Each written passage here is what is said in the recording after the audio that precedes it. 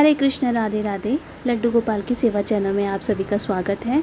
तो सावन के मंगलवार को रखा जाता है मंगला गौरी व्रत। तो चलिए उसकी विधि देखते हैं कि इस व्रत में मंगला गौरी व्रत में माता गौरी की किस तरह से पूजा की जाती है। तो देखिए, इसमें आप एक चौकी लगा लीजिए, लाल आसन बिछा लीजिए और हमारी माता गौरी को विराजित कर दीजिए। आपके पास शिव परिवार है तो उन्हें विराजित करिए और माता गौरी का विग्रह है तो उन्हें विराजित कर दीजिए। और अगर आप आटे की या माटी की माता गौरी बनाकर स्थापित करते हैं तो वो भी बहुत शुभ होता है। तो देखिए, मंगला गौरी के व्रत मंगलवार को, सावन के मंगलवार को व्रत रखे जाते हैं। चाहे तो आप सावन के केवल मंगलवार पर ही मंगला गौरी के व्रत रखें या फिर सावन के मंगल से शुरू करके पूरे साल आप मंगला गौरी के व्रत रख सकते हैं। तो माता के बराबर में हम चावलों पर एक कलश स्थापित करेंगे, उस पर मौली बांध लीजिए, कंठ तक उसमें जल भर लीजिए। चाहे तो आप नीचे अष्टदल कमल भी बना सकते हैं चावलों से। थोड़े से अक्षर डालेंगे, सुपारी डालेंगे, लौंग डालेंगे, इलायची डालेंगे, थोड़ी सी मिश्री या बताशा डालेंगे और उसमें एक सिक्का भी डाल देंगे जो बाद में हम मंदिर या कहीं भी अर्पित कर सकते हैं। तो इस तरह से कलश की सभी सामग्री आप उसमें डाल दीजिए और थोड़ा सा आप उसमें गंगा जल भी अर्पित कर दीजिए। देखिए, इसमें ना पल्लव लगाने चाहिए हमें 16 की मात्रा में। आप 16 आम के पल्लव लगा सकते हैं या अशोक के पल्लव आप इसमें लगा सकते हैं। फ़िलहाल तो मेरे पास नहीं है, मैं आपको पूजा करके दिखा रही हूँ कि मंगला गौरी व्रत में माता गौरा की पूजा किस तरह से की जाती है। तो अगर आपके पास उपलब्ध हो सके तो आप इसमें पल्लव ज़रूर लगाइए। कलश पर एक स्वास्तिक बना लीजिए। आप कुछ भी पूजा करें ना तो अपने दीपक पर, कलश पर, जिस पर भी पॉसिबल हो उस पर ये शुभ चिन्ह ज़रूर बनाने चाहिए। तो हम यहाँ पर एक स्वास्तिक बना लेंगे रोली से। देखिए, माता गौरी का जो व्रत होता है ना, ये मंगला गौरी बहुत फलदायी होता है। शिव के लिए हमारी माँ गौरी ने इस व्रत को किया था।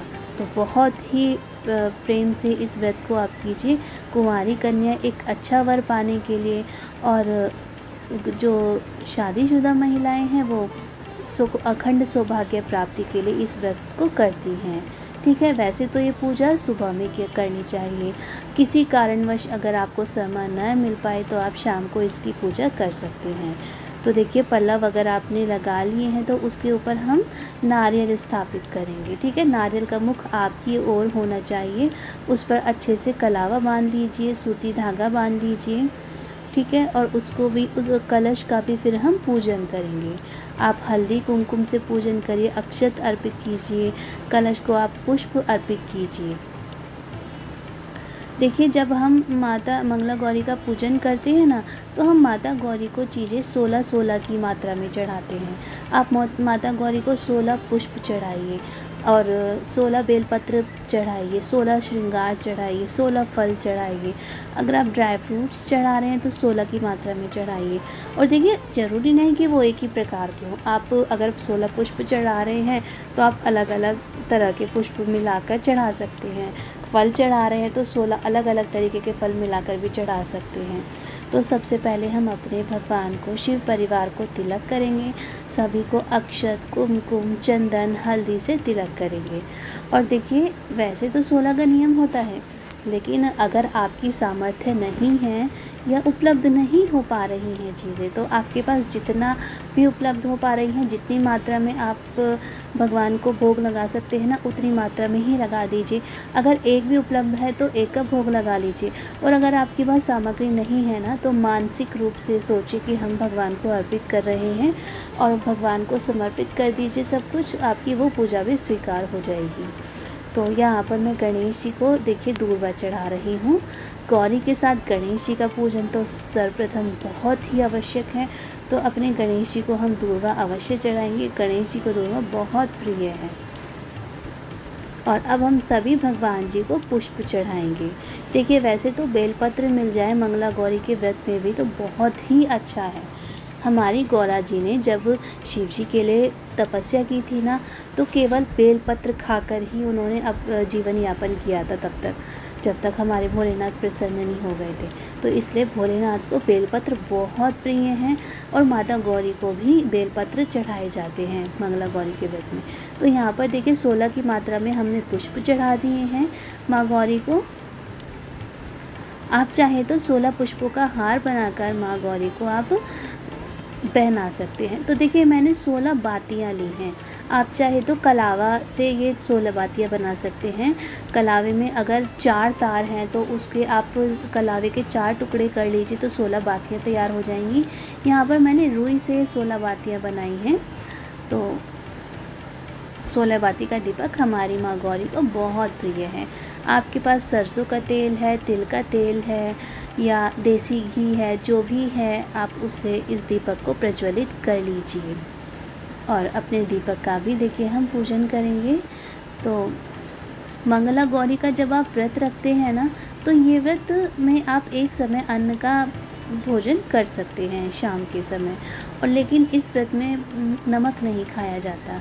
वैसे तो माँ गौरी ने तो बेलपत्र खाकर ही इस व्रत का निर्वाह किया था, लेकिन देखिए अगर आपकी बस की नहीं है तो आप एक समय मीठा भोजन प्राप्त कर सकते हैं, लेकिन नमक कोशिश करिए नमक बिल्कुल भी ना लिया जाए। तो यहाँ पर हमने आसन दिया है दीपक को चावल का, उसके ऊपर ये छोटी सी प्लेट रख दी है और अब हम दीप प्रज्वलित कर यहाँ पर माँ के लिए दीपक जलाएंगे।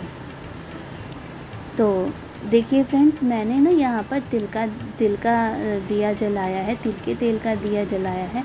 आपके पास जो भी सामग्री है आप उससे ये दीपक प्रज्वलित कर सकते हैं। साथ ही साथ आप माँ गौरी के किसी भी मंत्र का जाप कर सकते हैं, माता पार्वती की चालीसा का पाठ कर सकते हैं, कोई भी जो भी शुभ पाठ हो आप उसको कर सकते हैं। एक फ्रेंड्स मेरे पास मंगला गौरी एक पुस्तक थी, उसमें मैं तुलसीदास जी की रचित है वो, आप उसको पढ़िए। उसमें तुलसा जी के विवाह का सारा वर्णन किया हुआ है, चाहे तो आप उसको भी पढ़ सकते हैं।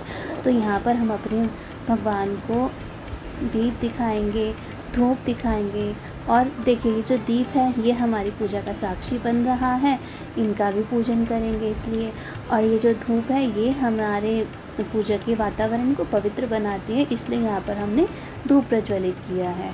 तो अपने दीपक को हम कुमकुम अर्पित करेंगे, हल्दी अर्पित करेंगे और अक्षत अर्पित करेंगे और पुष्प अर्पित करेंगे। तो इस तरह से हम दीप का भी पूजन करते हैं। तो आप चाहे तो इस व्रत को सावन से शुरू करके पूरे साल कंटिन्यू कर सकते हैं, या केवल सावन में ही जितने भी मंगलवार पड़ते हैं उसमें इस व्रत को आप रख सकते हैं। तो यहाँ पर हमने भगवान जी को ये फल अर्पित किए हैं और अब ये 16 की मात्रा में मैं यहाँ पर प्रसाद माँ को अर्पित कर रही हूँ। तो आप कोई भी ऋतु फल ले लीजिए या कोई भी अलग अलग फल मिला के 16 कर लीजिए, या आप 16 बताशे, 16 ड्राई फ्रूट, सब कुछ भी ले लीजिए। अब देखिए अगर आपके पास विग्रह है तो आप उनको श्रृंगार अर्पित करिए, माँ को चुनरी उड़ाइए। लेकिन मेरे पास ये शिव परिवार की फ़ोटो है तो मैं इनको ही ये लाल चुनरी उड़ा दूँगी। और माँ को देखिए फ़िलहाल तो 16 श्रृंगार नहीं है, लेकिन अगर संभव हो तो आप माँ को 16 श्रृंगार अर्पित कीजिए, और अगर कुछ कमी रह जाए तो दक्षिणा भी आप माँ को साथ साथ अर्पित कीजिए। और भगवान देवी माँ से प्रार्थना करिए कि जैसे भी हूँ माँ मैं आपकी हूँ, मैं आपको अपना सब कुछ समर्पित करती हूँ, आप संभाल लीजिए और मुझे अखंड सौभाग्य दीजिए। देखिए जब हम भगवान की पूजा करते हैं ना, उन्हें भोग चढ़ाते हैं, तो आप उन्हें जल ज़रूर दीजिए। और जब आप भगवान से प्रार्थना करें तो उनको अपना सब कुछ सौंप दीजिए, सब कुछ सौंप दीजिए, अपनी विश बताइए और उसके बाद निश्चिंत हो जाइए, पूरी तरह से रिलैक्स हो जाइए। अब अपनी गलतियों के लिए भी क्षमा याचना करिए और माँ को अपने आप को समर्पित कर दीजिए। और यहाँ पर कपूर, लौंग और धूपबत्ती से मैं माँ की आरती कर रही हूँ। इस तरह से आप अंत में आरती करिए। तो आरती से क्या होता है, पूजा में जो भी कमी होती है वो पूर्ण हो जाती है। तो इसलिए अंत में आप आरती करिए। तो ये देखिए हमने माँ की आरती कर ली है। और अब जब आप आरती कर लेते हैं ना, तो थोड़ा सा जल लेकर आप उसके चारों तरफ जल फेर दीजिए। तो ऐसा शुरू से सब मतलब मैंने अपने बड़ों को करते हुए देखा है। तो इसलिए अग्नि के जब आरती हो जाती है तो कहते हैं कि थोड़ा ठंडक के लिए हम इस तरह से जल अर्पित करते हैं। तो इस तरह से देखिए आप बहुत ही सरल विधि से माँ की पूजा करिए और अपना आंचल फैलाकर माँ से अखंड सौभाग्य के लिए प्रार्थना करें और अपना सब कुछ समर्पित करके माँ को उनसे क्षमा याचना करके अपने विश बोल दीजिए। तो बहुत ही सरल विधि है मंगला गौरी के व्रत की। आप सभी इसको ज़रूर कीजिए, कम से कम पूजा तो ज़रूर ही कीजिए।